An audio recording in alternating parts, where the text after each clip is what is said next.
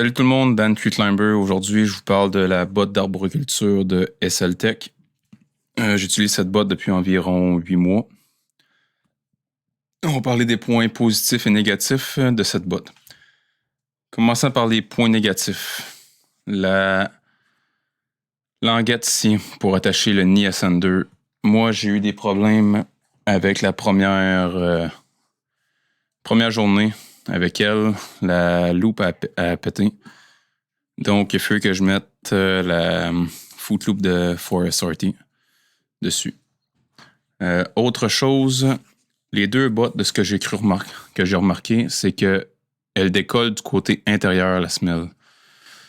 Mais après 8 mois, je m'attends pas vraiment à autre chose, étant donné que je suis vraiment dur sur mon équipement. Je fais de l'éperon 40 heures par semaine et des fois même plus.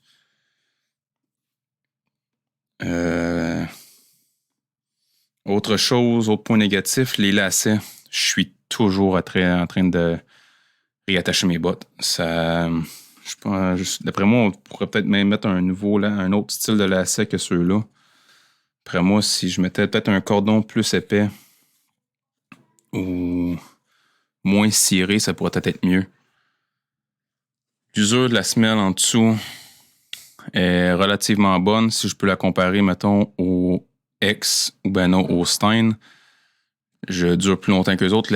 Les X puis les Stein, je fais environ 6 mois avec une de ces paires de bottes-là. Point positif, extrêmement confortable en élagage.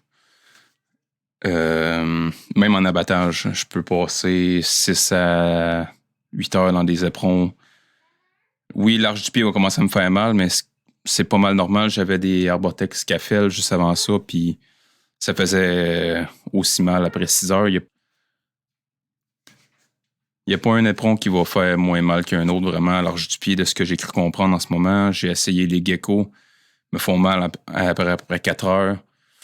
Les Buckingham, c'est eux autres que je toffe le plus longtemps dedans. Puis les Eldelrid, mais ça, je suis juste incapable de travailler avec ces éperons-là. Bref, autre point positif, l'imperméabilité de ces bottes-là. Incroyable.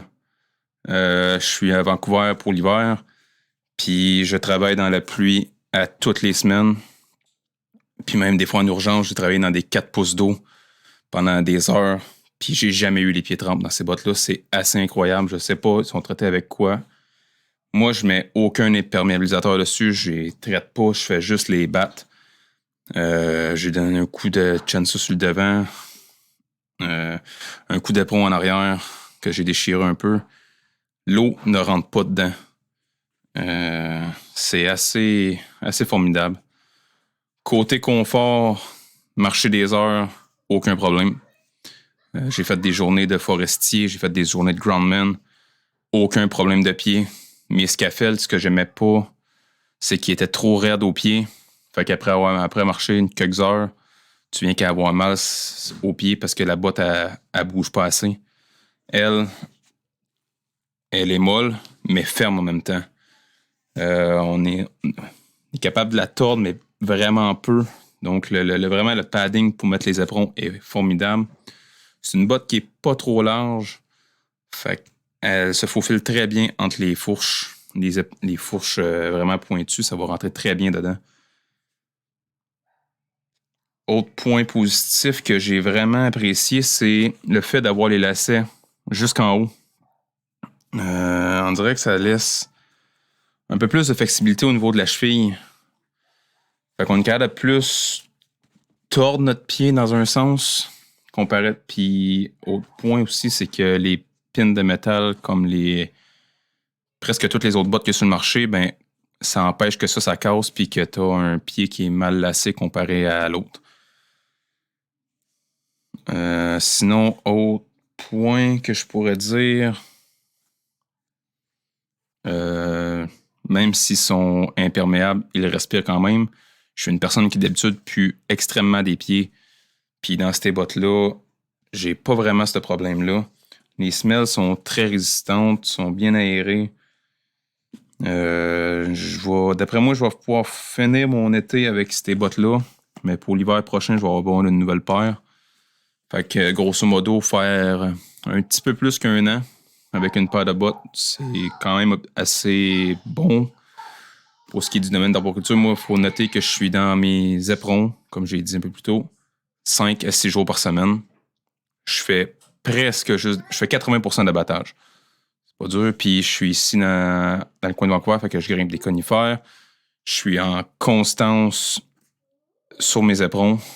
Comparativement, si on fait des abattages dans des feuillus, on va pouvoir balancer notre poids plus sur notre corde que sur nos éperons, mais quand tu es sur une pôle en train de couper ton bois en 16 pouces, en 4 pieds, puis que tu passes des longues heures juste sur les éperons, on peut pas vraiment s'asseoir dans notre harnais quand on démonte du conifère. Oui, il y a moyen quand tu vas t'attacher puis tu fais tes branches, mais quand tu es rendu au tronc, tu es dans tes éperons, puis si les arbres sont gros, sont longs, puis on reste longtemps dedans. Fait que c'est une botte qui me permet de passer de longues heures dans mes bottes, sur mes éperons, sans avoir le besoin de descendre en bas et de changer de botte ou prendre un break ou n'importe quoi. Quand je prends un break, c'est vraiment parce que je suis fatigué puis j'ai besoin d'un break ou manger. Bref, je suggère vraiment ces bottes-là.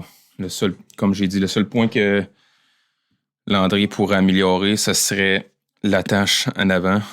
J'aimais vraiment le concept d'avoir une attache en avant. Ça permettait d'avoir pas la ganse qui devient fatigant puis que il y a souvent d'autres mondes qui ont le même problème. Quand on met notre ganse en dessous, puis on la garde en permanence, la neige va pogner dedans, même si on n'a pas beaucoup de neige ici à Vancouver, quand on en a, elle est collante, puis elle reste pognée dedans, puis ça nous fait un gros moton en dessous. Ce qui vient vraiment fatigant.